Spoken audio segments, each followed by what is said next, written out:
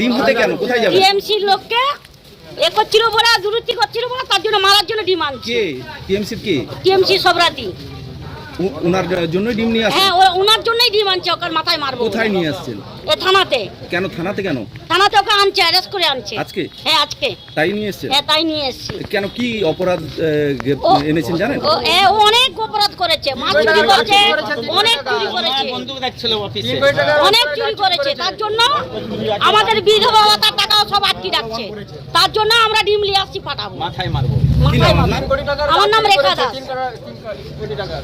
কেন থানার সামনে কেন বিক্ষোভ দেখাচ্ছে? থানার সামনে বিক্ষোভ দেখালাম, পিংলা বিধানসভা নির্বাচনে তৃণমূলের ব্লক সভাপতি ছিলেন, কোটি কোটি টাকার গাছ লুট করেছে, কোটি কোটি টাকার মানুষের আত্মসাৎ করেছে, ঢালাই রাস্তা থেকে কমিশন খেয়েছে, ঢালাই রাস্তা ফেটে 3 মাসের মধ্যে চলে গেল, বড় বড় বিল্ডিং ফেটে চলে গেল, মানুষের কাছে 1 কোটি টাকার গাছ 12 লাখ টাকা টেন্ডার করেছে, মানুষকে থাকতে দেয়নি, মানুষকে অত্যাচার করেছে, বেবিচার করেছে, মেয়েরাকে ইজ্জত দিয়েছে, তার পুরো বাউন্ডারিটা ঢেলে সাজিয়ে দিয়েছে, মানুষের কাছে পিস্তল দেখিয়ে, গুলি দেখিয়ে, মানুষকে মেরে, মানুষকে অত্যাচারিত করে, মানুষকে ব্যভিচারিত করে, কারু বাড়ির মেয়েকে তুলে নিয়েছে, কারু ঘর থেকে তার স্বামীকে তুলে নিয়েছে, টাকা দিতে হবে লক্ষ লক্ষ টাকা, কোটি কোটি টাকা তার কাছে আদায় করেছে।